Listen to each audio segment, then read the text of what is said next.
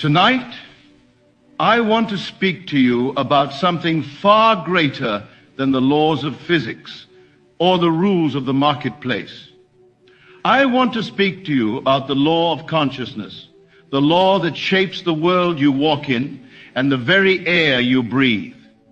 Everything that you call real, everything that you believe stands outside of you is in truth the shadow cast by the light of your inner awareness. Every mountain, every storm, every face you meet is woven out of your own perception. For consciousness is not a byproduct of matter. Matter is the condensation of consciousness. Before the universe was formed, before time ticked its first second, there was awareness. Silent, infinite, unconditioned. That same awareness is what you call I. When you truly grasp this, you will see that you are not a pawn in a vast, indifferent cosmos. You are the center of creative power itself. Your imagination is not a weak fantasy. It is the womb of worlds. You see, man is not a creature of circumstances. He is the creator of them. The world that you observe around you with its joys and sorrows, triumphs and defeats is not dictating your state.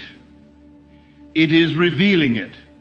The outer world is nothing more than a mirror, reflecting faithfully what you are in consciousness.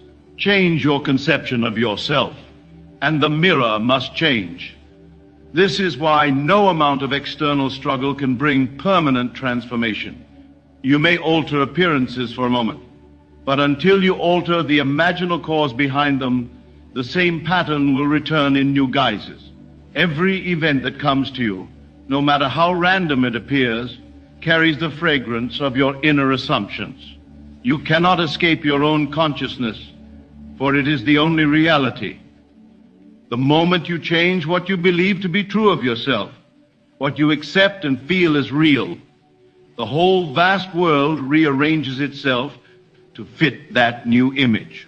The mirror of life cannot help but reflect the image held before it. The mistake most people make is trying to fix the reflection rather than the face.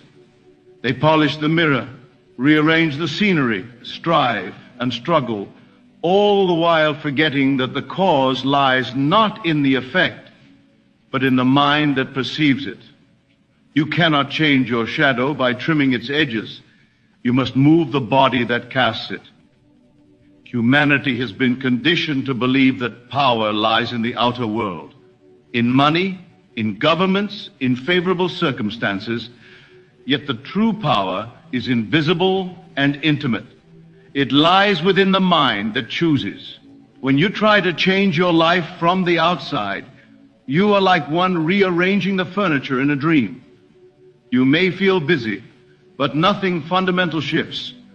The dream changes only when the dreamer awakens to new imagination. My purpose tonight is to remind you of that sacred power within you, to show you how to train your mind so that it becomes the architect of a new universe.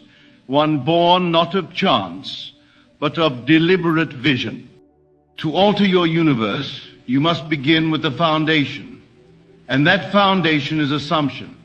Every change in your outer world is preceded by a change in what you assume to be true. Assumption is the bridge between desire and manifestation. It is the quiet conviction that what you long for is already yours. This is not mere positive thinking. It is a mystical act of faith in consciousness itself. You must dare to assume the feeling of the wish fulfilled even when your senses deny it, even when reason mocks it. The outer world may tell you you're a fool, but within the stillness of your being, you must live as though your desire were already accomplished. That feeling, that inward knowing, becomes the seed that will one day push through the soil of time and bloom into visible form. For consciousness is the only reality, and whatever is held faithfully within consciousness must one day express itself as fact. Assumption is not pretending, it is creative knowing. Let us take a simple example. Suppose you desire to be free from lack. The ordinary man begins by working harder, seeking opportunity, pleading with circumstance, or envying the fortunate. he tries to manipulate the external world while remaining inwardly convinced of his poverty. But the awakened man begins with consciousness. He does not beg for supply. He assumes the feeling of abundance. He imagines himself already in the possession of all that he desires. He feels the comfort, the freedom, the gratitude of one who lives in sufficiency. He may have not a coin more in his pocket, but inwardly he walks in wealth. And soon, because imagination creates reality, the outer world begins to echo that state. New channels open, new people appear, new ideas arise. The awakened man does not strain or hurry. He simply remains faithful to his assumption, knowing that the world must conform. To live as though supply were already his is not arrogance. It is spiritual alignment with truth, the truth that all creation is finished and already exists in potential within consciousness. This assumption, sustained without effort, becomes the seed from which reality grows. Every seed contains its own pattern of unfolding. So too does every feeling, once accepted as true, contain within itself the means for its own fulfillment. But here lies the great secret that most overlook. Assumption must be felt. You cannot create by words alone. Repetition without emotion is but an empty ritual. The universe does not respond to words. It responds to vibration, and feeling is vibration. To feel it real is to emotionally dwell in the reality of your wish. It is to let your entire being, your thoughts, your breath, your sensations, rest in the state of having. Feel it with the same intensity, the same conviction, as if it were already so. The feeling itself is the creative cause, the secret key that unlocks creation. When you sustain that feeling in calm faith, it hardens into fact as surely as a seed germinates when planted in fertile soil and watered with attention. Now, to train the mind, you must first become aware of its restlessness. The undisciplined mind is like a monkey jumping from branch to branch, chasing every passing image. One moment it is full of hope, the next full of fear. It is a faithful servant but a cruel master. To alter your universe, you must learn to quiet this inner chatter, to bring the wandering mind under loving discipline. This is why I teach the art of controlled imagination, the deliberate, conscious direction of thought and feeling. You are not to suppress thought, for suppression only strengthens resistance. Instead, you are to choose your thoughts as a musician selects notes, shaping harmony from chaos. When you close your eyes and still the senses, you discover that you are not the noise of the mind. You are the awareness behind it. From that place of calm, you may impress upon your subconscious the images you desire. Through steady practice, imagination becomes not a fleeting daydream, but a creative command that shapes your destiny. In the silence of imagination, when you deliberately construct a scene that implies the fulfillment of your desire, you begin to reshape the fabric of your reality from the inside out. The world of imagination is not a mere escape from life. It is the workshop of creation itself. You need not form an elaborate story. Simplicity is power.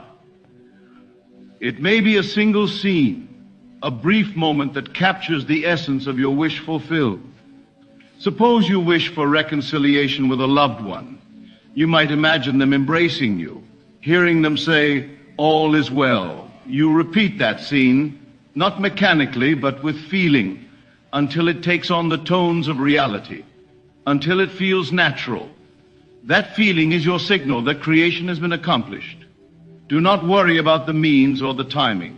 The how and when belong to the deeper intelligence of the subconscious. Your task is only to live inwardly in the end, to feel it real until it becomes your dominant state of being. Then, inevitably, life will mirror your imaginal act. You must persist. Persistence is the gold standard of manifestation. When you first change your state, the outer world may not instantly obey. It will often seem stubborn, even mocking. This is because the outer world is merely the shadow of your past states, the lingering momentum of former thinking and feeling. Just as a great ship does not turn at once when the helm is shifted, your circumstances may take time to adjust. Do not be discouraged when appearances contradict your assumption. Appearances are not facts. They are delayed reflections.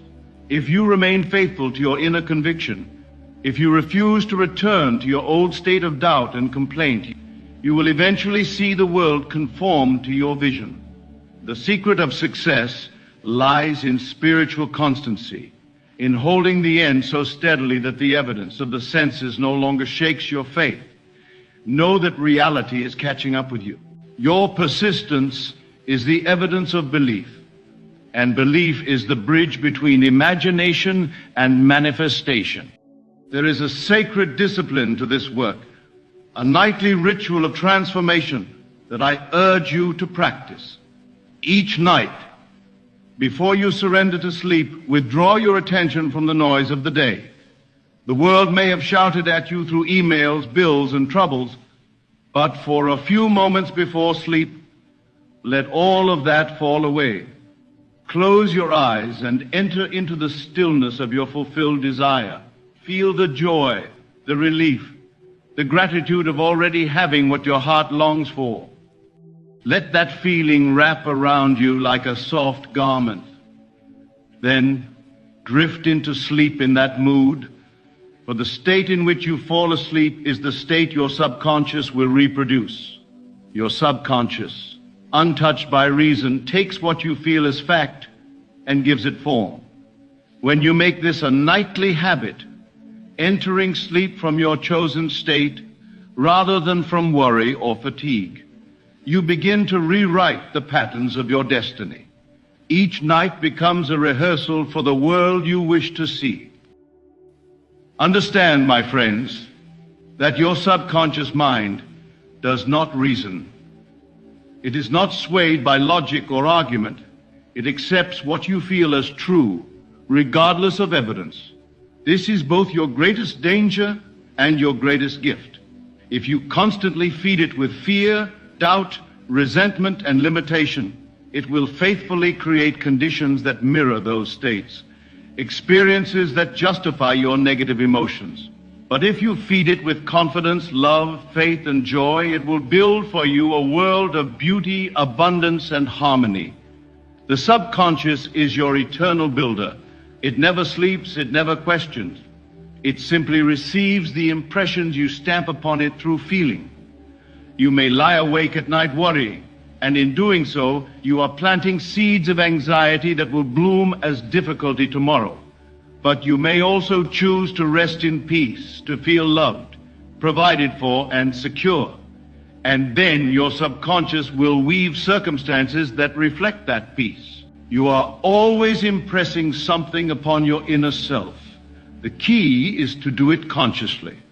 To train your mind, therefore, is to become the guardian of your inner conversations. Listen closely to the words you speak to yourself, for they are the silent architects of your experience. Most people go through life unaware of the constant dialogue playing in their minds. Words of worry, complaint, and self-criticism that form the unseen background of their reality. And then they wonder why their world echoes the same tone. Your inner speech is not idle. It is the shaping force of your destiny. Each thought impregnates your subconscious with a command. To change your world, begin by changing your habitual self-talk. Replace complaint with gratitude, doubt with faith, fear with assurance. Speak inwardly from the standpoint of already being what you wish to be. Let your words be kind, confident, and filled with expectancy. Over time, your new inner conversations will crystallize as new experiences. You do not have to beg life to change. You must simply stop telling the old story and begin speaking the new one within. Do not say, "I will be," for that places your desire forever in the future, and the future never arrives. Say, "I am." These two words are the name of God, the creative power within you. I am is not a phrase of ego, it is the declaration of being itself. Whatever you attach to I am begins to take form. If you say, I am sick, I am poor, or I am alone, the creative law fulfills that assumption. But if you say, I am prosperous, I am healthy, I am loved, and persist until it feels natural, that too will harden into fact. Do not wait for external proof before affirming it. That is the way of the doubter. You must assume it now, not as wishful thinking, but as an act of creation. Each time you declare, I am, with conviction, you call the unseen into being. You speak as God spoke in the beginning, not hoping for light, but commanding, let there be light. The same creative word is within you now, waiting to be claimed. Training the mind is not about strain or effort. It is about acceptance. You are not to fight your current world, but to quietly assume a higher one. The more you resist appearances, the more you give them power. Acceptance, on the other hand, dissolves opposition. The moment you accept an idea as true, emotionally, not just intellectually, your subconscious begins to rearrange your life to match that assumption. This is why forced affirmations often fail. They are said from a place of tension rather than faith. True acceptance feels peaceful, inevitable, and natural. You simply know that what you desire is done. From that knowing, new circumstances, people, and ideas flow to you effortlessly. You are not commanding the universe like a dictator. You are aligning with its creative rhythm. When you learn to rest in assumption, not as effort but as ease, you will discover that creation is not a battle but a birth. The new world emerges naturally from your willingness to feel it real and let it be. There will be times, my friends, when doubt arises, for this is part of the human condition. We live in a world of appearances, and the senses are persuasive. You may find yourself thinking, perhaps this is all imagination, or maybe I am fooling myself. When such moments come, do not condemn yourself and do not struggle. Simply recognize that doubt is only the echo of your old beliefs still lingering in the corridors of the mind. You need not fight it, you need only redirect your attention. Return gently to the feeling of the wish fulfilled. Let your imagination redeem you again and again. Just as a loving parent guides a wandering child back to the path without anger, bring your awareness back to your chosen state without resistance. Every time you do, your faith grows stronger and your old doubts weaker. Imagination is your redeemer because it constantly rescues you from appearances and restores you to truth. Perseverance in the face of doubt is not a test from life. It is the process of awakening mastery. Remember always that imagination creates reality. This is not a poetic metaphor. It is a spiritual law as exact as gravity. Whatever you imagine with feeling becomes fact. The world you live in now, with all its familiar patterns and circumstances, is nothing more than your past imaginal activity solidified into form. Every building, every invention, every piece of music, every work of art, every social system, all were first conceived in imagination before they appeared in time and space. If that is true of all outer achievements, how much more is it true of the personal universe you inhabit? When you realize that imagination precedes creation, you stop pleading for change and begin to imagine it. You move from being a reactor to a creator. Life no longer happens to you, it unfolds through you. The universe becomes pliable under the direction of your feeling and thought. You do not wait for evidence. You give evidence its marching orders through imagination, and reality follows obediently behind. When you understand this, you will cease to blame others for your condition. You will see that you are the author of every scene you play. The people in your world both friends and foes, are not truly separate from you.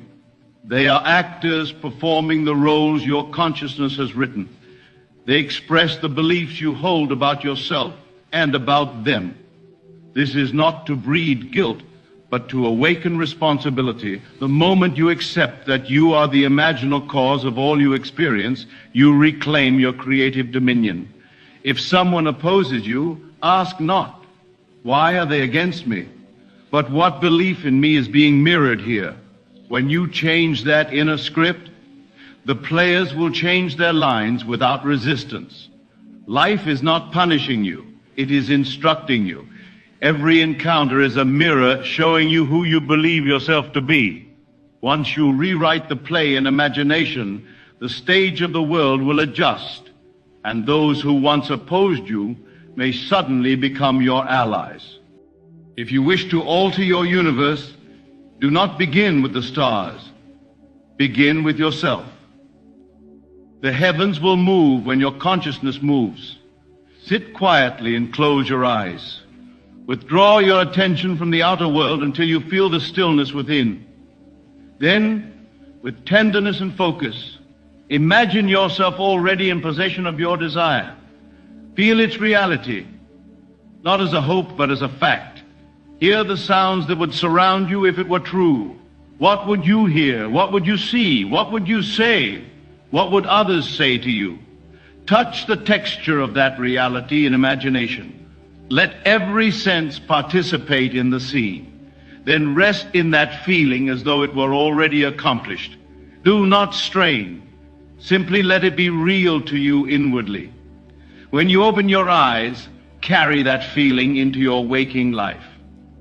The more faithfully you return to this inner world, the more swiftly the outer world will be compelled to conform. You need not force it. Creation responds to your inner conviction, not your outer effort. The more you do this, the more natural it becomes. At first, the mind rebels, insisting that imagination is not real. But through repetition and faith, your inner senses awaken. You begin to think from the end rather than of the end. This is the great secret, to move beyond wishing toward being. When you think from the end, you inhabit it. You no longer look toward your desire. You look out from it. This subtle shift in consciousness transforms everything. You no longer hope for change. You are the change. You no longer chase outcomes. Outcomes flow from you. Just as an actor fully immersed in his role begins to feel the emotions of the character, so too must you become one with the state you seek. The line between imagination and reality dissolves, and the two merge into one continuous experience. When this happens, manifestation becomes inevitable, for creation is complete the moment you feel yourself to be what you desire. The world merely catches up to that inner fact. Soon you will notice subtle changes, gentle ripples of transformation spreading through your world. People you once knew behave differently.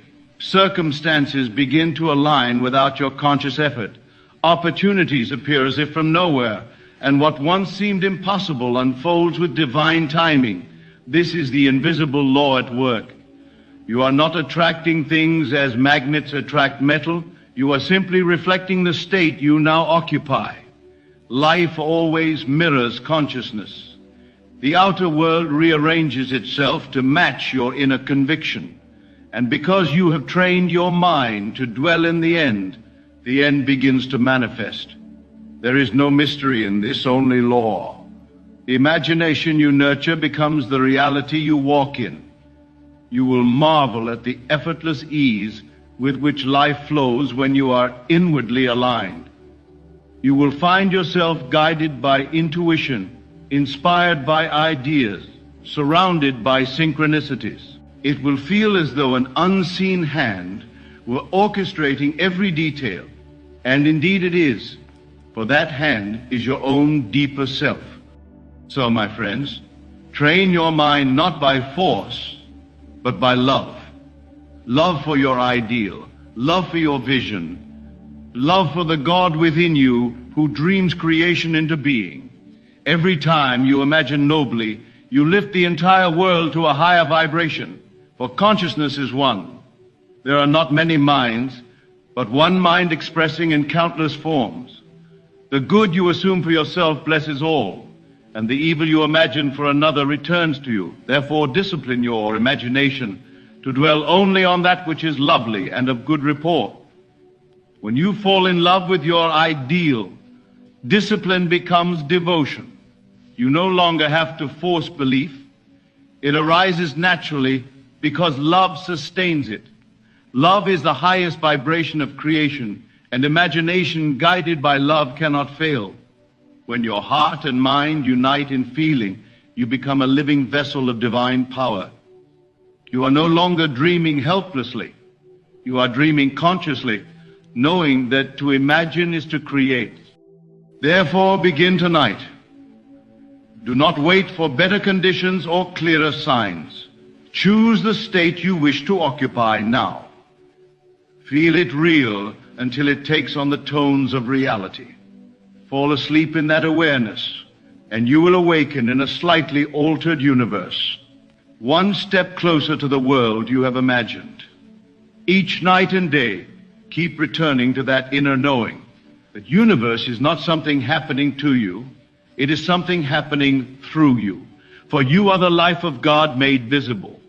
What you assume becomes the law of your experience. There is no power outside of consciousness, and consciousness is your eternal self. So walk in the assurance that your imagination is divine, your feeling is creative, and your assumption is destiny. The unseen world is more real than the seen. And when you live from that truth, miracles cease to be rare events. They become the natural rhythm of your life. Begin tonight, and you will see that heaven was never distant. It was within you all along.